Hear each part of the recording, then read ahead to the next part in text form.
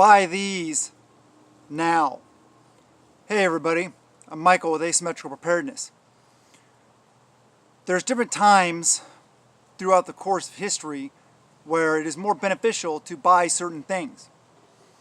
With the world stage and everything going on, and seemingly being pushed because it's an agenda into a world war, what should we be stockpiling? What should we be getting now?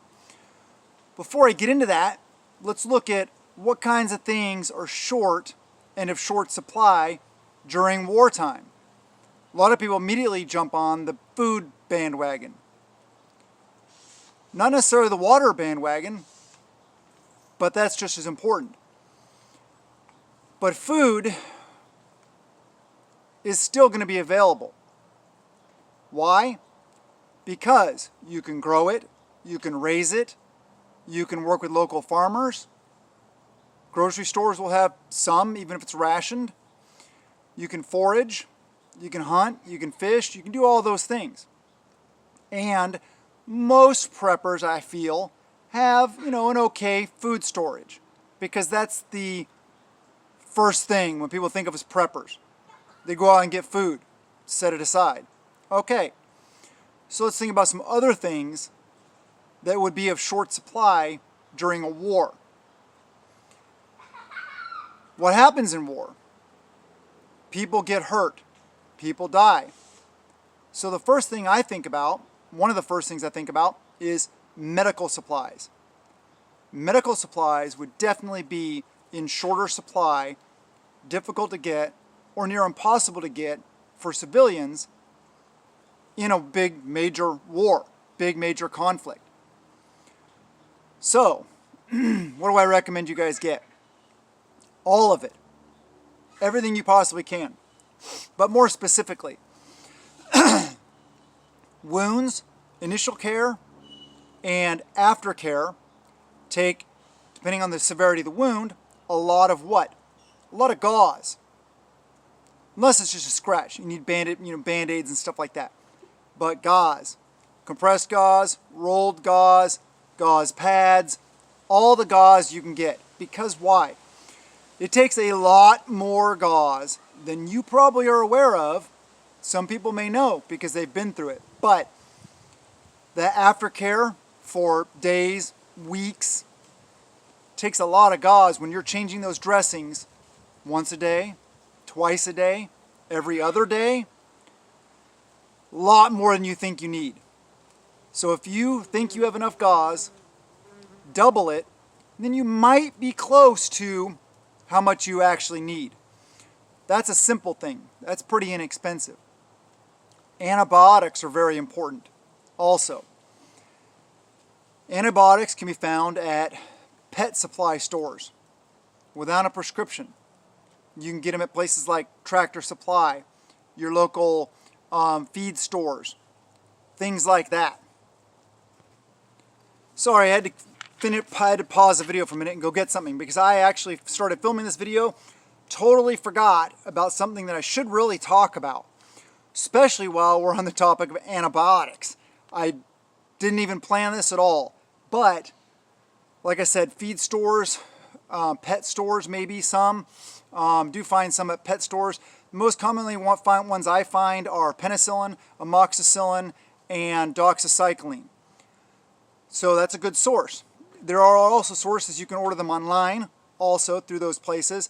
Some of them require vets and stuff like that. But what's another option? This is another option. This is a Jace case from Jace Medical. And what does it have in it? It has antibiotics. And I know I'm probably not going to pronounce these perfectly. It's all right. One thing that's really sweet about it is that it comes with this little book that talks all about all the different kind of antibiotics that they send you. The uses, the treatments, the ailments that they treat, and stuff like that. And I'm going to talk about this really quickly because this isn't an advertisement. It's a great product though. So I would definitely look into it. I might have some information in the description below. I don't know. I forget if they gave me some kind of like discount code for you guys. I think they might have or something. I don't know. they you know, got the creators kind of, you know, deal on the case, of course. But, and actually, while I'm on that subject, I get a lot of grief from people. Let me readjust this camera so you get out of the sun. You know, oh, you're just trying to sell things to make money. Yeah, I want to make money because you know why? I'm a capitalist. I'm not a communist. So I'm sick and tired of these communist comments on here. If you want to go on a communist forum or communist YouTube channel, then go there. This is not one. This is free market, free enterprise, capitalism. And yes, I would like to make money because I would like to be able to support my family. So if you don't like the fact of people supporting their families and making money from what they do, all the hard-earned time, all the hard time they put into producing videos here on YouTube, then go somewhere else. I don't care. I'm a capitalist. I have to provide for my family. But that's not why I'm doing this. I don't even know if, I forget if I have an affiliate with them or not. I'm probably not even making any money from this. So I don't care.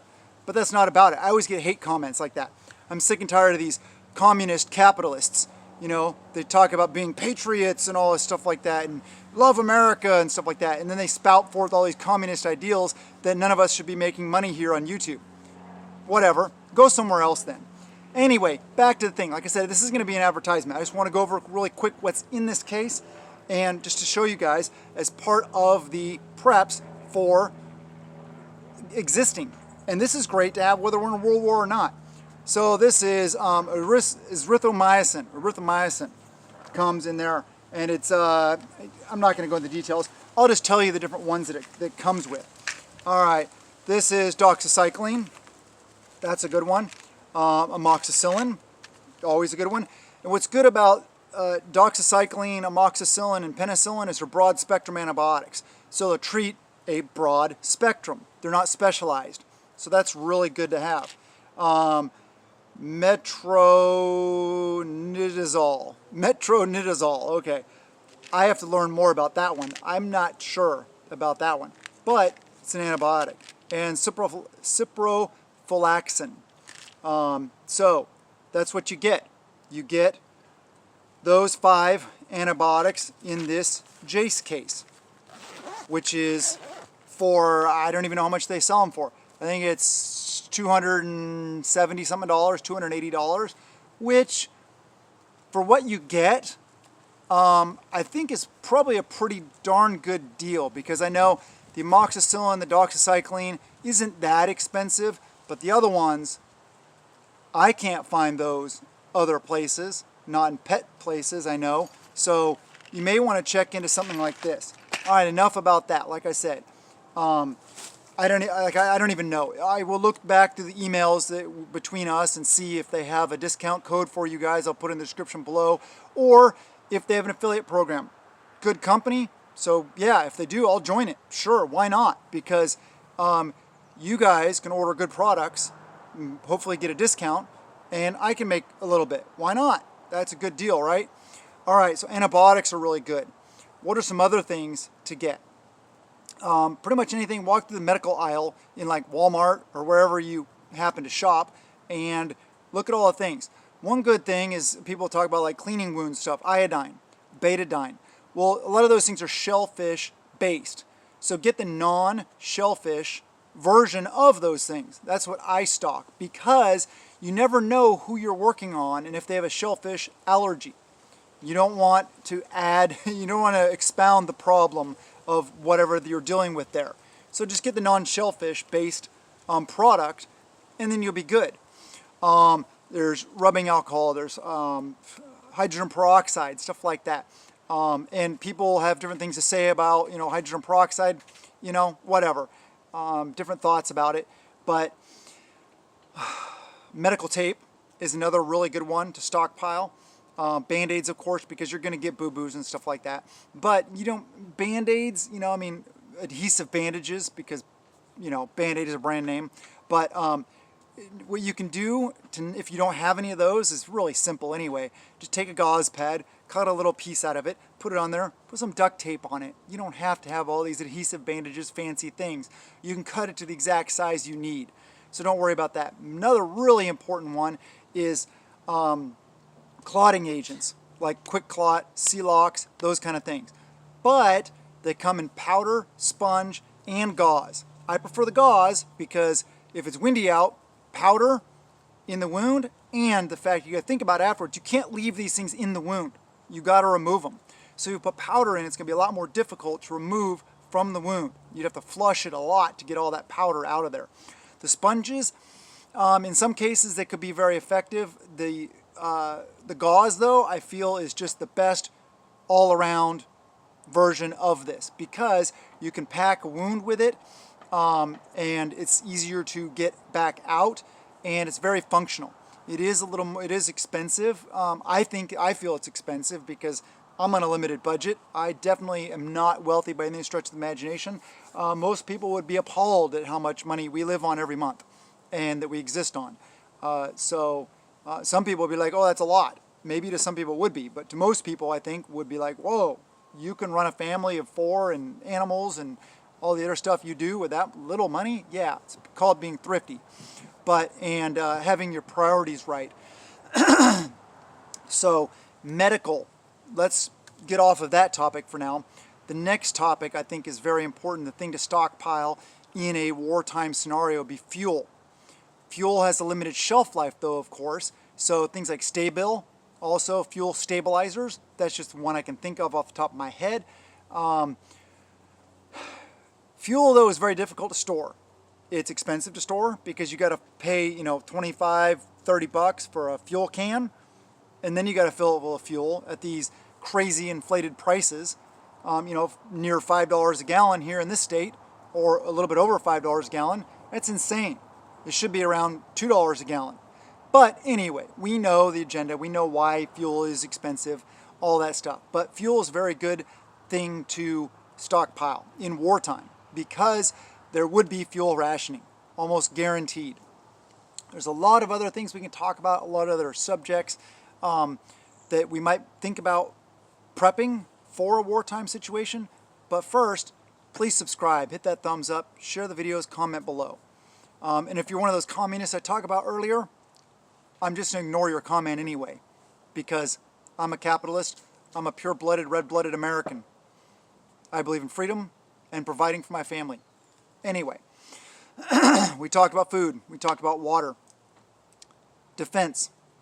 That's always a good thing to prep, right? Get those tools, get those seeds, get the accoutrements that help you be more effective at using those. But more important, get the training. If you don't have any training and you have one of those tools, you're probably going to be way more dangerous to those around you than if you didn't have them. You have to know safety first, and then become more effective at the application and implementation of these tools. We don't want to hurt those around us. I don't want to hurt anybody, ever. But maybe someday I will have to flip that switch back on and go fight. God, I hope not. Seriously, I've seen enough stuff like that. I just want to go do my garden. I just want to play with my kids. I just want to go overlanding, have adventures, make family memories. But we all know that a time may be coming soon where that's not possible. So we need to be ready for that. Sad fact, but these are some things that I think would be very advantageous for you to stockpile now. Medical and fuel, along with the standard things of prepping that everybody talks about. The food, the water, all those things. Start planting a garden now. It's getting time to plant a fall garden. So if you didn't plant a regular garden or your garden this year yet, find ways to plant some kind of fall garden. You can plant hardy vegetables like root vegetables and or squashes like pumpkin, the hard shell, pumpkin, butternut, acorn, those kind of squashes in containers. You don't need a lot of area for them to plant.